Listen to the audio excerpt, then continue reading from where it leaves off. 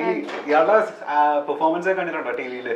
ആരാ കാണാത്ത? ആക്ച്വലി അശ്വിൻ 2 മാസം പോസ്റ്റ് കിട്ടിയെന്നുള്ളതല്ലോ. ഞങ്ങൾക്ക് എല്ലാവർക്കും അറിയായിരുന്നു അശ്വിൻ വരുന്നുണ്ടെന്നല്ല. അശ്വിന് മാത്രം സസ്പെൻസ് ഉണ്ടായിരുന്നില്ല. ഗംഭീര ക്യാരക്ടറാണ്. സ്ക്രിപ്റ്റ് വായിച്ച ടീച്ചറെ കണ്ടിട്ടല്ലേ നമ്മള് എല്ലാവരും എനിക്കൊന്ന് സ്ക്രിപ്റ്റ് വായിച്ച എല്ലാവരും ചോദിച്ചിട്ട് അമലിന്റെ ക്യാരക്ടർ ആരാ ചെയ്യുന്നതെന്ന് ചോദിച്ചിട്ടുണ്ട്. ആൻഡ് എനിക്കൊന്ന് ഓഡിയൻസ് പറയാൻ ആഗ്രഹിച്ച കുറെ കാര്യങ്ങൾ അമലാണ് പടത്തിൽ പറഞ്ഞിട്ടുള്ളത്. എന്തല്ലേ ആദ്യ സിനിമയിൽ തന്നെ ഗംഭീര റോള് കിട്ടുക, നല്ല ഡയറക്ടറിന്റെ കൂടെ. അടിപൊളി. അശ്വിനെ ഏറ്റവും കൂടുതൽ നമ്മളൊക്കെ കാണുന്ന സമയത്ത് ഏറ്റവും ഫസ്റ്റ് ഓർമ്മ വരുന്ന പെർഫോമൻസ് ഏതെന്നറിയോ? ഏതാ? ബാത്റൂമിൽ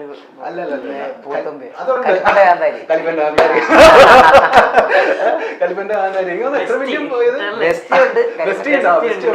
കലിപ്പന്റെ കാന്താരി ഉണ്ട്. എത്ര മില്യൺ പോയ വീഡിയോ? അത് 8 മില്യൺ. നമുക്ക് മറ്റൊരു കലിപ്പന്റെ കാന്താരി മറ്റൊരു ഡയലോഗ് മറ്റേ ദരിദ്രനെ നോക്കി ഒരു സാധനം ഇറക്കാൻ പറ്റും ഇപ്പൊ. കലിപ്പന്റെ കാന്താരി ഡയലോഗ് ഷോള് മര്യാദക്കേട് ഒരു കലിപ്പാവുന്ന സാധനം അതൊന്നും ഇറക്കാൻ പറ്റും. ഞങ്ങക്ക് തമ്പായെങ്കിൽ ആ സാധനം ദരിദ്രനെ നോക്കി എന്താ പറയാ ഡയലോഗ് പറഞ്ഞാൽ മതി. അപ്പൊ എന്താന്നറിയോ? ആക്ഷൻ പറയണോ? വേണ്ട, ഞാൻ പറഞ്ഞോളാം. മോളൂസേ, ചേട്ടൻ മോൾക്ക് തീരെ സ്വാതന്ത്ര്യം തരുന്നില്ല എന്ന് തോന്നുന്നുണ്ടോ? സ്ത്രീകൾക്ക് പൊതുവായിട്ട് വേണ്ടത് ഫ്രീഡം അല്ലേ ചേട്ടാ? ആ ഫ്രീഡം ഞാൻ തരും. മോളൂസ ഷോള് നേരിട്. അല്ല, ഷോള് നേരിട്. ഇതെനിക്ക് ഓക്കെ. പൊതിഞ്ഞ് കെട്ടി ഇവിടെ കാണാ, അവിടെ കാണാ, ഇവിടെ കാണാൻ പൊതിഞ്ഞ് കെട്ടാൻ നോക്ക് ഷോള്. ഇന്നൊരു സാധനം ഉണ്ടെങ്കിൽ ഓടുന്നൊരു സാധനം കരിപ്പാണ്ട് ഞെരപ്പ് ഞാൻ കടിച്ചു ബുള്ളറ്റില്ലേ, കട്ട താടില്ലേ. ഈ പറഞ്ഞ പോലെ നമ്മൾ ഒരുപാട് റീൽസിലൊക്കെ എപ്പോഴും ഓടിക്കൊണ്ടിരിക്കുന്ന സാധനമാണ്. അടിപൊളി. ഇതിന്റെ ഒരു കാര്യം എന്താ വെച്ചാൽ അശ്വിന് സ്കിറ്റില് അശ്വിൻ ഇപ്പം ഷോയിലൊന്നും ചെയ്യുന്ന മീറ്റർ അല്ല. ഭയങ്കര ടെൻഷനായിരുന്നു. അങ്ങനെ ആരും, അതായത് അശ്വിൻ അത് ചെയ്യാൻ ആണെങ്കിൽ അശ്വിൻ ഓക്കെ ആയിരിക്കും. ഇപ്പം ഓഡിയൻസ് എക്സ്പെക്ട് ചെയ്യുന്ന ആ മീറ്റർ ആയിരിക്കും. പക്ഷെ അതല്ലാത്തൊരു മീറ്ററിലാണ് അശ്വിൻ എല്ലാം പുൾ ഓഫ് ചെയ്തത്. അതാണ് അവന്റെ ആസ് എൻ ആക്ടർ. സത്യം പറഞ്ഞ സിനിമയിലേക്ക് വരുമ്പോ ഞാൻ ഇവരോടൊക്കെ പറയാൻ ചെയ്തത് എനിക്കിനെ കൺട്രോൾ ചെയ്യണം, ക്ലിയർ ചെയ്യണം എന്ന് പറഞ്ഞ് ചോദിച്ച് ഓരോ സീനിന് മുമ്പ് പോയി ക്ലിയർ എനിക്ക് ഭയങ്കര ടെൻഷൻ. സ്ക്രിപ്റ്റിനേക്കാൾ ഉപരി പുള്ളിക്കാരൻ ഓൺ ദ സ്പോട്ടിന്റെ ആളാണെന്ന് കേട്ടിട്ടുണ്ട്. അതായത് കുറെ കോൺട്രിബ്യൂട്ട് അത് ഭയങ്കര റിസ്ക് ആയിരുന്നു ഒരു തരത്തിൽ ഈ സിനിമ. കാരണം ഇതിന് വ്യക്തമായ ഒരു ലാംഗ്വേജ് ഉണ്ട്, സ്ലാങ് ഉണ്ട്. അതെ, ഇവന് നമ്മൾ കാസ്റ്റ് ചെയ്യലില്ല. കാരണം ഈ ഓൺ ദ സ്പോട്ടിൽ ആ ക്യാരക്ടർ പറയുന്ന സാധനങ്ങൾ ഓൾറെഡി സ്ക്രിപ്റ്റിലും പിന്നെ നമ്മുടെ ഇതിന്റെ സ്ക്രിപ്റ്റ് വ്യക്തമായി എഴുതപ്പെട്ട സ്ക്രിപ്റ്റുകൾ ആണ്. ഹ്യൂമർ സൈഡ് പോലും വ്യക്തമായിട്ട് എഴുതപ്പെട്ടിട്ടുണ്ട് ഇതിനകത്ത്. നമുക്ക് ഇംപ്രവൈസ് ചെയ്യാൻ അധികം ഇല്ല സ്പേസ്. അത്രയും കാര്യങ്ങൾ ഡീറ്റെയിൽഡ് ആണ്. കാരണം സ്ക്രിപ്റ്റ് വായിക്കുമ്പോൾ നമുക്ക് ചിരി വരും ഇല്ലേ? സ്ക്രിപ്റ്റ് വായിക്കുമ്പോൾ ചിരി വരും. എന്നാൽ നമ്മൾ അടുത്ത റൗണ്ടിലേക്ക് പോവാണ്. ബട്ട് വൈ എന്നുള്ളതാണ് റൗണ്ടിന്റെ പേര്. ഈ കോമൺ ഓഡിയൻസിനെ ഈ പെർട്ടിക്കുലർ മൂവി കാണുന്ന സമയത്ത് തോന്നുന്ന കുറച്ച് ക്വസ്റ്റ്യൻസ് ഉണ്ട്. ഡൗട്ടാണ് ഞാൻ ചോദിക്കാൻ പോകുന്നത്. ബട്ട് വൈ, അതിനുള്ള വൈ എന്നുള്ള ആൻസറിനുള്ള ഉത്തരം പറഞ്ഞാൽ മതി. ഓക്കെ, പറയാൻ പറ്റുന്ന റിവീൽ ചെയ്യാൻ പറ്റുന്ന കാര്യങ്ങളാണെങ്കിൽ പറയാം. അത്രേ ഉള്ളൂ. റൗണ്ടിന്റെ പേരെന്താ? But why. ഓക്കെ, ചന്ദ്രികയായിട്ടേ നമ്മുടെ നിരഞ്ജനെ തന്നെ സെൻട്രൽ ക്യാരക്ടർ ആയിട്ട് പിക്ക് ചെയ്തതിന് പിന്നിൽ ബട്ട് വൈ? നിരഞ്ജന ഇതുവരെ, അതായത് ഞാൻ നേരത്തെ പറഞ്ഞ എനിക്ക് ആർട്ടിസ്റ്റുമായിട്ട് വർക്ക് ചെയ്യാൻ ഭയങ്കര ഇഷ്ടമാണ്. അപ്പൊ നിരഞ്ജന ഇതുവരെ ഇങ്ങനെ ഒരു സാധനം ചെയ്തിട്ടില്ല. പുള്ളിക്കാരി എപ്പോഴും ഒരു എന്താ ഒരു അർബൻ ക്യാരക്ടർ പരിപാടിയും വളരെ ബബ്ലി ആയിട്ടുള്ള ക്യാരക്ടറാണ്. അപ്പൊ അതിൽ നിന്ന് വ്യത്യസ്തമായിട്ട് കുറച്ചും കൂടി കൺട്രോൾഡ് ആയിട്ട് ചെയ്യേണ്ട ഒരു ഇതുണ്ട്. അങ്ങനെ ഒരു ഇമേജ് ബ്രേക്കിംഗ് കൂടെ നടക്കുമെന്ന് തോന്നി. പിന്നെ ഒരു എക്സ്പീരിയൻസ്ഡ് ആയിട്ടുള്ള അല്ലെങ്കിൽ വളരെ അങ്ങനത്തെ ക്യാരക്ടർ ചെയ്ത് ഫെമിലിയർ ആയ ഒരാൾ ചെയ്യരുതെന്നുണ്ടായിരുന്നു. സോ അങ്ങനെയാണ് എഴുതിയപ്പോ ഇല്ലാതിരുന്ന 2 ക്യാരക്ടർ, ഐ മീൻ ആര് ചെയ്യുന്ന ഐഡിയ ഇല്ലാതിരുന്ന 2 ക്യാരക്ടേഴ്സ് ആണ്, ഫീമെയിൽ ക്യാരക്ടേഴ്സ് 2 പേരും. പക്ഷെ എഴുതി വന്ന് അവസാനം ലോട്ടറി അടിച്ചത് നമുക്കാണ്. ഒരു പരാതി ഇല്ലായിരുന്നു. അതായത് റിലേറ്റീവ്സ് മാത്രമേ നമ്മളെ വിളിക്കുന്നുള്ളൂ എന്നുള്ള ഒരു പരാതി. ഇതൊക്കെ മാറിയില്ല ഇപ്പൊ. അവരാകെ 2 ഇടത്തിലേ വിളിച്ചിട്ടുള്ളൂ.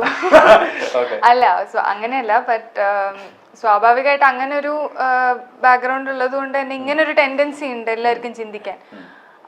എനിക്ക് ചെയ്തു തരാൻ പറ്റിയത് ആ ഒരു ലോഞ്ചും പിന്നെ ശേഷം ഒരു പടവുമാണ്. അത് കഴിഞ്ഞ് പിന്നെ എന്താ ചെയ്യണ്ടേ, എങ്ങോട്ടാ പോകണ്ടേ ഒരു, കാരണം നേരത്തെ 10th സ്റ്റാൻഡേർഡിലാണ് ഞാൻ ലോഹൻ ചെയ്യുന്നത്. അപ്പൊ അത് കഴിഞ്ഞ് എങ്ങനെയെങ്കിലും അഭിനയിക്കുക എന്നുള്ളതേ മനസ്സിലുണ്ടായിരുന്നുള്ളൂ. എപ്പോഴും ഒരു ക്ലാരിറ്റി വരുന്നതൊക്കെ വളരെ ലേറ്റ് ആയിട്ടാണ്. തനിക്ക് എന്തെങ്കിലും പറയാനുണ്ടോ? അത് ഞാൻ പറയണം. അത്രേ ഉള്ളൂ. നമ്മളൊന്നും അഞ്ചിലല്ല, അഞ്ചിലാണ് എനിക്ക് അഞ്ചിലായിരിക്കണം. Yes. അടുത്ത പോവാ. എങ്കിലും ചന്ദ്രികയിലെ ഡയറക്ടറോട് എങ്കിലും എന്റെ ആദിത്യ എന്ന് ഇടയ്ക്കിടയ്ക്ക് മനസ്സിൽ വിളിക്കേണ്ടി വരുന്നത് ഡാഷിന് വേണ്ടിയാണ്. എന്തെങ്കിലും നിങ്ങൾക്ക് ഇഷ്ടമല്ലാത്തത് ചെയ്യിപ്പിക്കുക അല്ലെങ്കിൽ എന്തെങ്കിലും പുള്ളിക്കാരനുണ്ടായി അങ്ങനെ ഒരു മൊമെന്റ് ഉണ്ടായിട്ടില്ല. ഇല്ല, ആദ്യത്തിന് ആക്ച്വലി എന്നോട് തോന്നാവുന്ന ഒരു കാര്യമായിരുന്നു. ആക്ച്വലി ഒന്നും ഉണ്ടായിരിക്കുമോ എന്ന് ചോദിക്കാൻ പറ്റില്ല. കാരണം ആദ്യം പറഞ്ഞ പോലെ തന്നെ ഇങ്ങനൊരു നാടൻ ഒരു വേഷം ചെയ്യുന്നതും ആദ്യമാണ്. ആദ്യത്തെ വളരെ ക്ലിയർ ആയിരുന്നു. അതായത് കഥ പറയുന്ന സമയത്ത് തന്നെ വളരെ ചന്ദ്രിക ഇന്ന രീതിയിലായിരിക്കും പെരുമാറുക, ഇന്ന രീതിയിലായിരിക്കും ചിരിക്കുക, he was very clear about everything. അപ്പൊ അതുകൊണ്ട് തന്നെ എനിക്ക് അതെങ്ങനെയെങ്കിലും ആദിത്യൻ സാറ്റിസ്ഫൈഡ് ആവുന്ന രീതിയിൽ ചെയ്യണം എന്നുണ്ടായിരുന്നു. അപ്പം എവറി അതർ ടൈം ഞാൻ എന്ത് കഴിഞ്ഞാലും, എന്ത് മിനിമൽ ആയിട്ടുള്ള ഒരു സാധനം കഴിഞ്ഞാലും ആദ്യം ഓക്കെ ആയിരുന്നു, ആദ്യം ഫുള്ളി ഓക്കെ ആണോ സാറ്റിസ്ഫൈഡ്. അപ്പൊ പറഞ്ഞു മടുത്തിട്ടുണ്ട്. അതായത് ഒരു ദിവസം പോലും ഉണ്ടല്ലോ ഞാൻ വിളിച്ചു ചോദിക്കും, ഉദ്ദേശിച്ച പോലെ ആയിട്ടുണ്ടോ, എനിക്ക് ഡെലിവർ ചെയ്യാൻ പറ്റുന്നുണ്ടോ, എനിക്ക് തന്നെ ഞാൻ ഉടക്കുന്ന പോലെ എനിക്ക് തോന്നിക്കൊണ്ടിരുന്നിട്ടുണ്ട്. അപ്പം ആദിത്യനാണ് ആക്ച്വലി തോന്നാൻ സാധ്യതയുണ്ട്. തിരിച്ച് എങ്കിലും എന്റെ നിരഞ്ജനെ എന്ന് തോന്നിയിട്ട് ഏതെങ്കിലും മനസ്സൊന്നും. എല്ലാവരും അവരുടേതായ പരിപാടികൾ, എല്ലാവരും ഭയങ്കര ഇൻവോൾവ് ആയിരുന്നു ക്യാരക്ടേഴ്സിലേക്ക് വരുന്ന സമയത്ത്. എല്ലാവർക്കും ഇത് ഏറ്റവും ബെസ്റ്റിൽ എത്തിക്കണം എന്നുള്ളൊരു ഇതുണ്ടായിരുന്നു കാസ്റ്റ് ആൻഡ് ക്രൂവിന്. സോ ആ ഒരു രീതിയിൽ നമുക്ക് അങ്ങനെ അശ്വിൻ മോഹനിലേക്ക് വന്നു കഴിഞ്ഞാൽ അശ്വിനെ തോന്നി ഏതെങ്കിലും മൊമെന്റ് ഉണ്ടായിട്ടുണ്ടോ? ആളെന്തെങ്കിലും ഒക്കെ ഒരു കുരുത്തക്കേട് ഒപ്പിച്ച് കാണുമല്ലോ ലൊക്കേഷനിൽ. അശ്വിൻ എല്ലാവരുടെയും സ്റ്റാർ ആയിരുന്നു.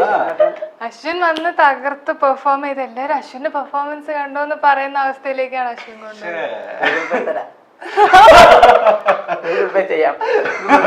ഇത് കഴിഞ്ഞിട്ട് സെറ്റാക്കാം. അശ്വിൻ ലൊക്കേഷനിൽ ഉണ്ടെങ്കിലേ നമ്മൾ ഏറ്റവും കൂടുതൽ പുള്ളിയോട് ആവർത്തിച്ച് പറയേണ്ട കാര്യം ഡാഷാണ്. അശ്വിനേട്ടനോട് അങ്ങനെ ആവർത്തിച്ച് അശ്വിനേട്ടനാണോ? അവനെ തന്നെ അശ്വിനേട്ടൻ നമ്മൾ കാണും ഭയങ്കര കൊച്ചുകുട്ടിയെ പോലെ തോന്നുമെങ്കിലും പ്രായം നമുക്ക് അധികം ഉണ്ട്. കൊള്ളും കേട്ടോ പ്രായം പ്രായം കൊണ്ട് ഞാൻ ഇളയതാണ്, കുഞ്ഞാ. പക്ഷെ ഞാൻ ബഹുമാനം കൊണ്ട് എനിക്ക് 2 +2 ഉണ്ട്. രണ്ടാമത്തെ +2 പഠിക്കുന്ന സമയത്ത് എനിക്ക് 20 വയസ്സ്, എന്റെ കൂടെ പഠിക്കുന്ന ഒരു 16-17 വയസ്സ്. അപ്പൊ എന്നെ എല്ലാവരും അശ്വിനേട്ടൻ അവിടുത്തെ കഥകൾ പറഞ്ഞ് ഞാൻ സ്വയം അശ്വിനേട്ടനായിരുന്നു. ഇവ പറയുമ്പോഴും അശ്വിനേട്ടൻ തന്നെയാണ്. അശ്വിനേട്ടൻ അങ്ങനത്തെ പ്രശ്നങ്ങളൊന്നും ഉണ്ടായിരുന്നില്ല. അശ്വിനേട്ടൻ എല്ലാം കറക്റ്റ് സമയത്ത് നമ്മുടെ കമ്പനി നടനായിരുന്നു. നമുക്ക് ഗ്യാപ്പൊക്കെ വന്ന് അശ്വിന 6 മണി നമ്മളെത്തുന്ന അശ്വിനടുത്തു. ഭയങ്കര പങ്ക്ച്വാലിറ്റി ആയിരുന്നു. പങ്ക്ച്വാലിറ്റി കാരണം അവിടെ നിന്ന് ഒരു വണ്ടിയല്ലോ കയറി വരണം. ഷൂട്ടിന് 5:30 വരുന്ന ഒരു അശ്വിന്റെ സ്റ്റേ ചെയ്യുന്ന ഒരു വണ്ടിയേ ഉള്ളൂ. അശ്വിന്റെ ഡയലോഗ്സ് ഒക്കെ നമ്മള് പോകും. ഞാൻ പോയി ഇല്ല, അശ്വിൻ ഭയങ്കര ഫ്ലെക്സിബിൾ ആയിരുന്നു. ഇപ്പൊ ഷൂട്ട് ചെയ്യാനൊക്കെ ഇപ്പൊ എന്തെങ്കിലുമൊക്കെ ലേറ്റ് ഒക്കെ ആണെങ്കിൽ നമുക്ക് അശ്വിന്റെ പരിപാടികൾ ചെയ്യാം. അത് നമ്മുടെ ടീമിൽ ഒരാളെ പോലെ തന്നെയാണ് അശ്വിൻ. ഇപ്പൊ ഡയറക്ഷൻ ടീമിൽ ഒരാളെ പോലെ തന്നെയാണ് അശ്വിൻ നമ്മുടെ കൂടെ നിൽക്കുന്നത്. സോ അതുകൊണ്ട് തന്നെ അശ്വിന്റെ ക്യാരക്ടറിൽ വർക്ക് ചെയ്യാനൊക്കെ നമുക്കൊരു പർട്ടിക്കുലർ ഫ്രീഡം ഉണ്ടായിരുന്നു. അശ്വിന് അത്രയും ഫ്ലെക്സിബിൾ നടനായിരുന്നു. വെള്ളം പോലെ അല്ലെ, ബോട്ടിലിന്റെ ഷേപ്പിനനുസരിച്ച് ഇങ്ങനെയൊക്കെ പറയാൻ പറഞ്ഞായിരുന്നു. ഇന്ന് മിക്കവാറും അക്കൗണ്ട് രാത്രിയാ സിനിമയിലെ ടീച്ചർ ഔട്ടാക്കിയ സമയത്ത് കാര്യമായിട്ട് ആ സിനിമയെ പറ്റി ആർക്കും വലിയ പിടി കിട്ടരുത് എന്നുള്ളൊരു സൈക്കോളജിക്കൽ മൂവ് എന്റെ മനസ്സിലുണ്ടായിരുന്നു. എന്റെ സൈക്കോ. അപ്പൊ അതാണ് ടീച്ചർ നോക്കിട്ട് ഒന്നും ഊഹിക്കാൻ പറ്റുന്നില്ല. ഉള്ളിലുള്ള ഒരു സൈക്കോ നമ്മുടെ ഇതില് ഓഡിയൻസിനോട് കൂടെയാണ് നമ്മളിത് നമ്മൾ ട്രീറ്റ് ചെയ്തിരിക്കുന്നത്. ഇതില്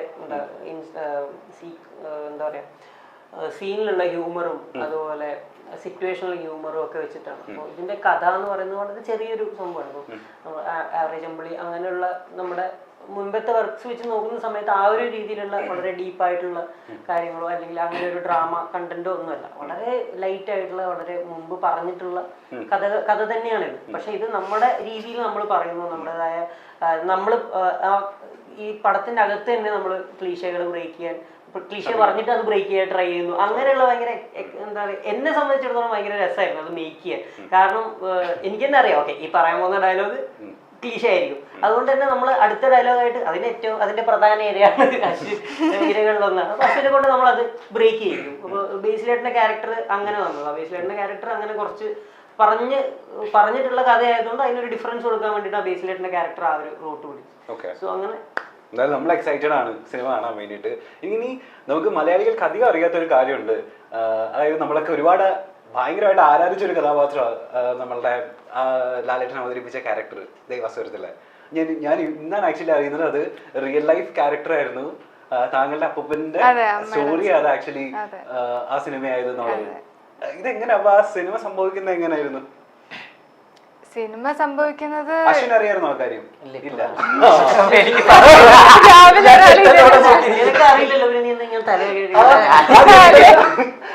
വെറുതെ റിയാക്ഷൻ ഇട്ടത് ബോറടിച്ചത്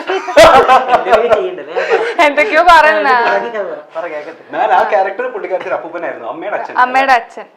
അപ്പം രഞ്ജിത്ത് ബാലകൃഷ്ണൻ രഞ്ജിമാമ വീട്ടില് വന്നുകൊണ്ടിരുന്ന സമയത്ത് പോസിബിൾ ഞാൻ ആ സമയത്ത് ഇല്ല. അപ്പം പറഞ്ഞു കേട്ടിട്ടുള്ള അറിവേ എനിക്കുള്ളൂ. അപ്പൊ അവര് ഡിസ്കസ് ചെയ്തിട്ടുണ്ടാവും ഇവരുടെ ലവ് സ്റ്റോറി എങ്ങനെയാണ് മുത്തശ്ശനും അമ്മമ്മയും കല്യാണം കഴിച്ചത് എന്നുള്ളത് പോസിബിളി ആ സമയത്ത് ഡിസ്കസ് ചെയ്തിട്ടുണ്ടാവും. പിന്നെ ഏതോ ഒരു പോയിന്റിൽ രഞ്ജുമാമ പറയാനുണ്ടായത് ഇങ്ങനെ ഞാനിത് കഥയാക്കാണ്, ഞാനിത് ഇങ്ങനെ IV ശശി സാറ് ഡയറക്റ്റ് ചെയ്യാൻ പോവാണ്, ഇങ്ങനെ ആയിരിക്കും എന്ന് പറഞ്ഞപ്പം ഒബ്വിയസ്ലി ഓക്കെ ആയിരുന്നു എല്ലാവരും. കാരണം അങ്ങനെ ഒരു ഇങ്ങനെ വലിയൊരു ഹിറ്റ് ആവുന്നോ അല്ലെങ്കിൽ ഇത്ര ചർച്ച ചെയ്യപ്പെടുന്നൊന്നും അപ്പൊ ആലോചിക്കാൻ പറ്റില്ലല്ലോ.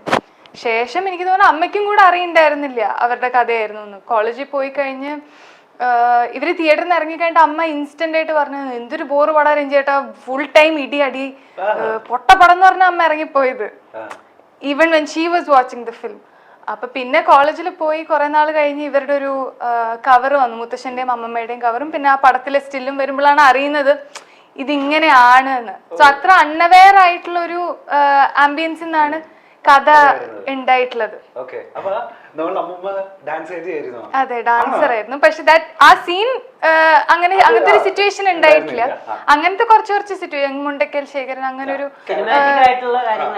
പക്ഷെ മുത്തശ്ശന്റെ സ്വഭാവം അതേ അപ്പടിയായിരുന്നു. എനിക്ക് പറഞ്ഞിട്ടുണ്ട്, മുത്തശ്ശൻ തന്നെ പറഞ്ഞിട്ടുണ്ട് നീ കുറച്ചും കൂടെ നന്നാക്കി കാണിച്ചിട്ടുണ്ട്. അതിനകത്ത് അതിലും ഒരുപാട് കുരുത്തക്കേട് ഒപ്പിക്കുമായിരുന്നു പുള്ളി. ഫുൾ എന്താ കുഴപ്പം പിടിച്ച അല്ല, യു എസ് ഓൾസോ ഒരു അൺഅപ്പോളജറ്റിക് അബൌട്ട് ഞാൻ ഇങ്ങനെയൊക്കെയാ എന്താണോ നന്നാവാത്ത ചോദിച്ചാ ഞാൻ ഇങ്ങനെയൊക്കെയാ എന്ന് പറഞ്ഞു. പക്ഷെ അവര് ഭയങ്കര അതേപോലെ അമ്മമ്മയും മുത്തശ്ശനെയും ഞാൻ കണ്ടിട്ടുള്ള ഏറ്റവും സിങ്കുള്ള കപ്പിളുമാണ്. അമ്മമ്മ ആദ്യം പറഞ്ഞിട്ടുള്ള കാര്യമാണ് ഞാൻ ഇങ്ങനെ ഒരാളെ കല്യാണം കഴിക്കൊന്നുമില്ല എന്ന് പുള്ളിന്റെ അടുത്ത് തന്നെ ഡയറക്റ്റ് പറഞ്ഞിട്ടുണ്ട്. പിന്നെ ഈ എവിക്ഷൻ നടക്കുകയും വീട്ടിൽ കൊണ്ട് പാർപ്പിക്കലും അതൊക്കെ അങ്ങനെ തന്നെയായിരുന്നു.